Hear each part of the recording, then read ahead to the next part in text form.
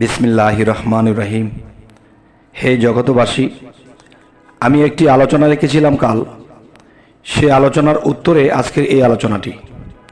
যেমন সেখানে কথা বলা হয়েছিল, একজন লোক বলল যে আমার কিসের দোষ, আল্লাহ বলেছে আমার হুকুম ছাড়া গাছের পাতা নড়ে না।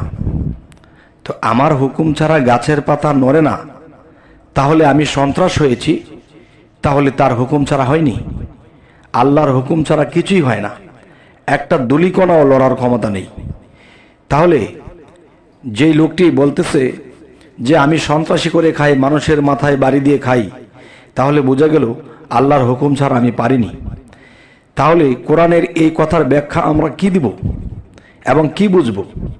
তবে আমি শামীম আলী চিশতি যতটুকু বুঝেছি আমি অতটুকুই আপনাদের সামনে বলবো।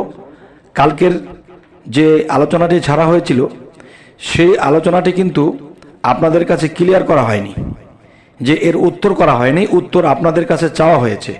কেউ কেউ কমেন্টে কিছু বলেছে, তো আমি ভিডিওটা তৈরি করে ছেড়ে দিলাম যে আসলে আল্লাহ যে বলেছে আমার হুকুম ছাড়া গাছের পাতাও নড়ে না, এই কথাটি কোন জায়গায়? দেখেন, প্রথম উত্তর হলো আল্লাহ বলেছে ঠিকই, কিন্তু আমাদের জ্ঞানে ধরেনি, আমরা বুঝি না, উল্টা চলি, উল্টা কাজ করি। তাই আজকে উত্তর করছি ইনশাআল্লাহ। সেই উত্তরটি হলো, যেমন একটা শিশু বাচ্চাকে যদি ছেড়ে দেওয়া হয়, ডাইনে আগুন বামে পানি, এখন সে কিন্তু আগুনও চেনে না, পানিও চেনে না। তখন দেখা যায় সে আগুনে হাত দিয়ে দিয়েছে। তখন বোঝা গেল কি, যে সে আগুনও পানি কোনোটাই চেনে না, সেটা সে সামনে যেটা পেয়েছে সেটাতে সে হাত লাগিয়েছে। তাহলে বোঝা গেল তার জ্ঞান নেই, যে আগুনে হাত দিলে হাতটা পুড়ে যাবে, এই জ্ঞানটুকু নেই। তবে আজকের যে আলোচনাটি হলো, আল্লাহ আমাদেরকে পৃথিবীতে পাঠিয়ে দিয়েছেন এবং তিনটা রাস্তা আছে, এই তিনটা রাস্তা দিয়ে যাওয়ার হুকুম দিয়েছেন। একটি জাহান্নামের রাস্তা, একটি মুক্তির রাস্তা, আরও একটি হলো দেখা যায় বেহেশতের রাস্তা। বেহেশতের রাস্তা, মুক্তির রাস্তা এবং আরেকটি রাস্তা হলো জাহান্নামের রাস্তা। এখন তিনটি রাস্তায় যাওয়ার হুকুম আছে। আল্লাহ এই তিনটি রাস্তায় যাওয়ার হুকুম রেখেছেন, যে তুমি জাহান্নামে যাবা, যাও, হুকুম আছে। তুমি বেহেশতে যাবা, যাও, হুকুম আছে। তুমি মুক্তির পথে যাবা, যাও, হুকুম আছে। তাহলে আল্লাহ যে বলেছে আমার হুকুম ছাড়া কিছু হয় না, ঠিকই আল্লাহ হুকুম দিয়ে রেখেছে, কিন্তু আপনাকে জ্ঞান, মন, বিবেক দিয়েছে। এখন আপনি যদি বোঝেন যে আগুনে হাত দিলে আমার হাত পুড়ে যাবে, অবশ্যই আপনি আগুনে হাত দিবেন না। তখনই আপনি কি মুক্তির পথে যাবেন, নাকি বেহেশতের পথে যাবেন, নাকি জাহান্নামের পথে যাবেন?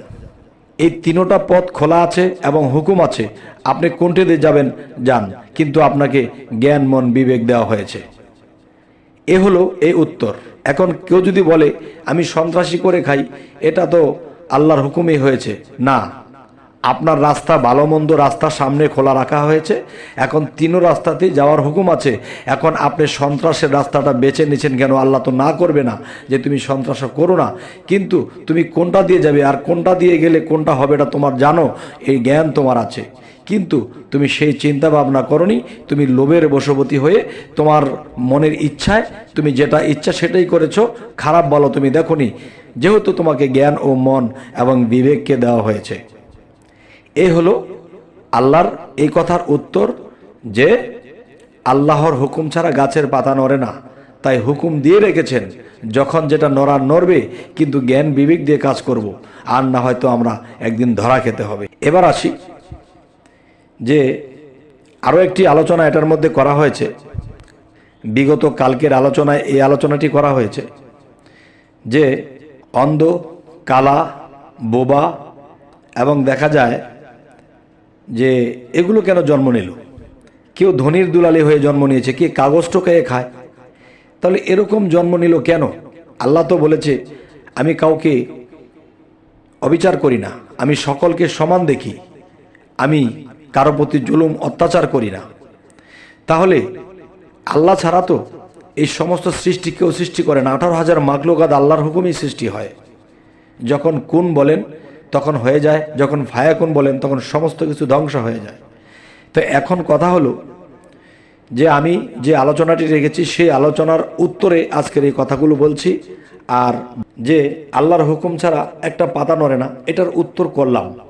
আরেকটি বিষয় বাকি আছে, সেটা হলো মানুষ যখন অন্ধ, কালা, বোবা, পাও নেই, হাত নেই এবং গরিব হয়ে জন্মায় পৃথিবীতে, তখন আল্লাহ বলেছে কাউকে আমি ঠকাই না, সমান দিয়ে থাকি। কিন্তু এখানে সমান পাওয়া যায় না। কিন্তু বাবারে, আমার কথার যুক্তিটা আপনি রাখবেন। আমি আপনাদেরকে আমার যুক্তিটা উত্থাপন করছি। যেমন মনে করেন, আল্লাহ যখন সমস্ত রুহকে সৃষ্টি করেছিলেন তখন আলমে আরওয়াতে রেখেছিলেন। এই আলমে আরওয়া থেকে আল্লাহ আমাদেরকে এই জমিনে পাঠালেন জন্মের মাধ্যমে। এখন সকলকেই সমানই হাত, পাও, কান, নখ, চাক সমস্ত কিছু সমানই দিয়েছিলেন। কিন্তু আমাদের কর্মদোষে আমাদের এটা হয়েছে। তাহলে আমরা তো মাত্র জন্ম নিলাম, আমরা তো কোনো কর্ম করিনি, আমরা তো ভালোও করিনি, খারাপও করিনি। তবে আমাদের এই অঙ্গ প্রত্যঙ্গ কোথায়? আল্লাহ কি আমাদের সাথে ব্যভিচার করলো? নাউজুবিল্লাহ, কখনো আল্লাহ ব্যভিচার করেননি। কিন্তু আমরা নিজেরাই নিজের ব্যভিচার করেছি। সেটা করতে গেলে এই কথার ফয়সালা দিতে হলে শোনেন, আল্লাহ কোরআনে বলেছেন যে তুমি যা করবা ঠিক তা পাবা। তুমি যা করবা তুমি ঠিক তা পাবা। যে তুমি একজনের চোখ অন্ধ করে দিয়েছো, তোমার চোখ অন্ধ হয়ে গেছে। তুমি কারো পা কেটে দিয়েছো, তোমার পাটা কেটে গেছে। তুমি কারো খাবার আত্মসাৎ করেছো, কারো সম্পদ আত্মসাৎ করেছো, তোমারটা আত্মসাৎ করা হয়েছে। তাহলে আমি তো মাত্র জন্ম নিলাম, আমি এগুলো করলাম কবে? হে জগৎবাসী, এখানের যে বিষয়টি, সেই বিষয়টি হলো যে মানুষের দেহ মরে কিন্তু আত্মা মরে না। আত্মার মৃত্যু নেই, আত্মার ধ্বংস নেই, কিন্তু এই দেহের ধ্বংস আছে, এই দেহ নাফসটার ধ্বংস আছে, কিন্তু আত্মার মৃত্যু নেই, আত্মার ধ্বংস নেই। তাহলে এই আত্মাটা জন্ম জন্মান্তরে ঘুরেছিল। যেমন একটি কথা সূরা হজ পড়লে বোঝা যায় যে মানুষ জন্ম হয় কী করে, আবার মৃত্যু হয় কী করে, আবার জন্ম হয় কী করে। এই জন্য সূরা হজ্জের 5 নম্বর আয়াতও কিছু লক্ষ্য করলে পাওয়া যায়। যাক, আমাদের শাস্ত্রগ্রন্থে অতটা ক্লিয়ার করা হয়নি, আবরণ রাখা হয়েছে। এবং অন্য অন্য শাস্ত্রগ্রন্থে, অন্য অন্য ধর্মের শাস্ত্রগ্রন্থে জন্ম জন্মান্তরের কথাগুলো ক্লিয়ার করা হয়েছে। যাই হোক, আমি আজকে বলবো, কেউ জন্ম জন্মান্তরকে বিশ্বাস করে, কেউ মানে, আবার কেউ মানে না। তো আজকের কথা হলো যে আমি বিগত জন্মে শত্রামি করে, দুশ্মনী করে, আমি কারো ব্যভিচার করে পা কেটে দিয়েছিলাম। তখন মনে করতে হবে আল্লাহ কিন্তু কোরআনে বলেছে তুমি যা করবা ঠিক তা পাবা। তাহলে সেই জন্মে আমি কারো সাথে শত্রামি করে তার পাটা কেটে দিয়েছিলাম। আর আল্লাহর কাছে কিন্তু সে ফরিয়াদ করেছে যে আল্লাহ, এই পা ছাড়া চলার যে কি কষ্ট তাকে বুঝতে দিও।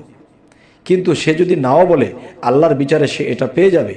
কেউ কাউকে অন্ধ করে দিয়েছে, তখন সে পরবর্তী জন্মে যখন এসেছে তখন সে অন্ধ, কারণ সেখানে অন্য কারো চোখ অন্ধ করেছে। মূলত তাই নয়, সে নিজের চক্ষু সেখানে অন্ধ করে দিয়ে এসেছে, এখানে সে দেখে, অন্ধ চোখে দেখে না। তবে দেখেন আরেকটি বিষয়, যে বিগত জন্মে কারো সম্পদ আত্মসাৎ করে দিয়েছে, ফকির করে দিয়েছে, রাস্তার ভিখারি করে দিয়েছে। এই জন্মে সে এসে কাগজ টোকায় খায় এবং বস্তির মধ্যে থাকে, টিনের ফোঁকা দিয়ে পানি পড়ে, খেতা বালিশ ভিজে যায়। এরপরে দেখেন যে দেখা যায় পৃথিবীতে অনেক মানুষের সন্তান হওয়ার সাথে সাথে মারা যায়। তার মানে সতীনের গড় যারা বিগত জন্মে করেছিল, এক সতীন আরেক সতীনের বাচ্চাটা হওয়ার পরে যে কোনো কৌশল করে সন্তানটাকে মেরে ফেলেছে, তখন এই জন্মে তার সন্তান টেকে না। তার মানে কি, সেখানে তার সন্তান খেয়ে এসেছে। তার মানে আল্লাহ বলেছে তুমি যা করবা ঠিক তা পাবা। তাহলে আমাদের ইসলাম ধর্মের মধ্যে জন্ম জন্মান্তর শরীয়তের লোকে বিশ্বাস করে না, কিন্তু মারেফত ও হাকিকত এবং তরিকতের লোকে বিশ্বাস করে। কারণ এই জন্ম জন্মান্তর যদি কেউ বিশ্বাস না করে, তাহলে এই কথার ফায়সালা কেউ করতে পারবেন না। আল্লাহকে যখন জিজ্ঞাসা করবেন যে হে আল্লাহ, আমি তো মাত্র জন্ম নিলাম, আমি তো কারো চক্ষু অন্ধ করিনি, আমার চক্ষু অন্ধ কেন? তখন আল্লাহ কি বলবে? তখন আল্লাহ কি বলবে যে ফাবিয়ালা ইউ রাব্বিকু মা তেকাজ্জিবান, তোমরা তোমাদের কোন কোন কর্মফলকে অস্বীকার করো। যে আমরা আমাদের কোন কোন কর্মফলকে অস্বীকার করি। আমি তো মাত্র জন্ম নিলাম অন্ধ হয়ে, আমি আবার কার চক্ষু অন্ধ করলাম? আমি কর্মফল খারাপ করলাম কোথায়? দেখেন, দেহের ধ্বংস হয়েছিল, দেহটা মৃত্যুবরণ করেছিল, আপনাকে কবরে রেখে এসেছিল আপনার দেহটা, কিন্তু আমার আত্মাটা আবার ঘুরে ঘুরে পৃথিবীতে জন্ম নিয়েছে। কিন্তু আপনার কর্মফল আল্লাহর খাতায় লিপিবদ্ধ আছে, আল্লাহর রুহানি জগতের খাতার মধ্যে লিপিবদ্ধ করা আছে। তখন সেখানে যখন আপনার হিসেব টান দেওয়া হয়েছে, তখন এই আত্মাটা কি কোনো জমিদারের ঘরে জন্ম নেবে, না কোনো রাজার ঘরে, না কোনো ভিখারির ঘরে জন্ম নেবে? সে হিসাব টান মতো আপনি সেখানেই জন্ম নেবেন। তখন দেখা গেছে যে অনেক আছে যে মানব জন্মই পায় না, পশুকুলে চলে যেতে হয়। অতিরিক্ত হয়ে গেলে তখন পশুকুলে জন্ম নিয়ে নেয়। বিভিন্ন মানুষের অভিশাপ নিয়েছে, বিভিন্ন মানুষের ক্ষয়ক্ষতি করেছে, এমন এমন ক্ষয়ক্ষতি করেছে যা মানুষের অভিশপ্ত হয়ে সে পরের জন্মে আর মানুষ জন্ম পায়নি, সে অন্য কোনো পশুতে তার জন্ম নিতে হয়েছে। তাই আমাদের হাদিস গ্রন্থ যদি খুলি, তখন বলা হয় একটা কথা, দোজখীদেরকে যখন দোজখে নিক্ষেপ করা হবে তখন পশুর আকৃতি বানিয়ে ফেলাবে। আদম সুরত খালাকাল ইনসানি আদম ওয়ালি সুরাতিহি, এই সুরত কার? আদম সুরত আল্লাহর। এই আল্লাহর সুরতে আদম সৃষ্টি করেছেন।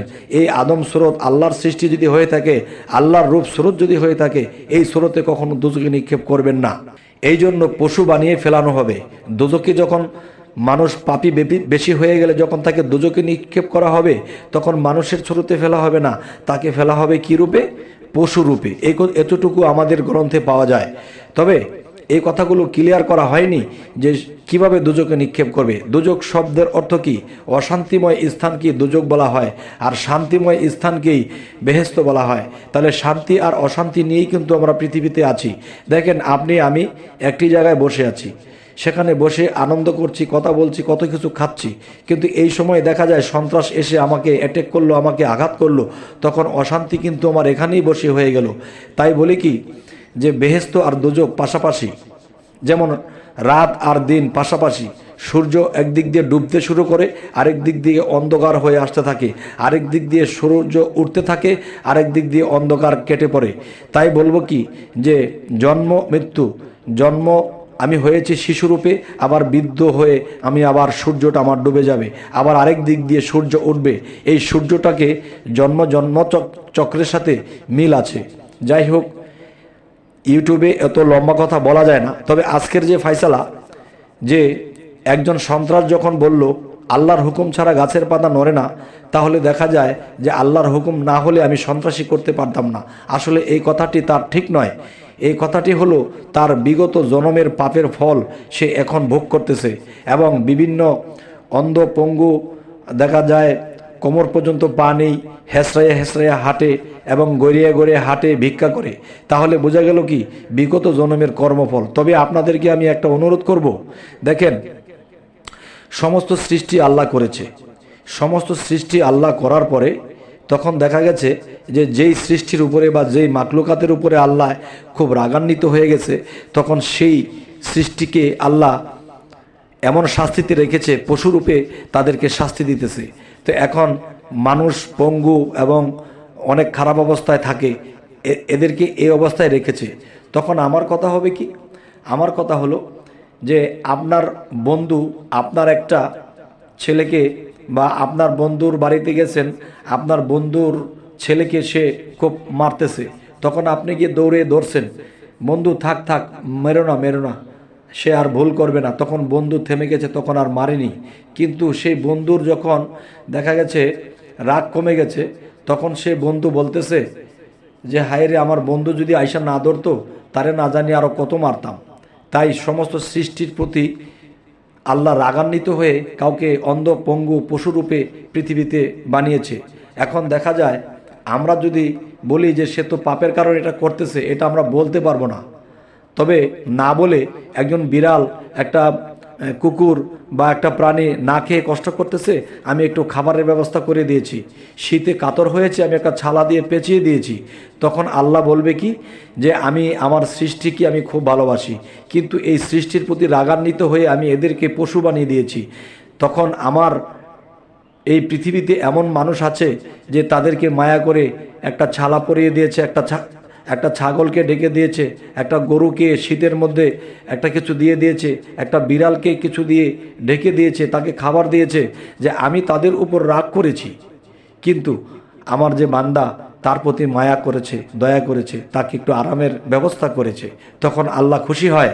তেমনি এই পৃথিবীতে অনেক মানুষের প্রতি আল্লাহ রাগান্বিত হয়ে তাদের এই অবস্থা করে দিয়েছে, কিন্তু তাদেরকে আমাদের মায়া করতে হবে। থাক, আল্লাহ রাগ করেছে, যাক, তাকে একটু সেবা করেছি, তাকে একটু খাইয়ে দিয়েছি, তাকে একটু সান্ত্বনা দিয়েছি, তখন আল্লাহ খুশি হবে।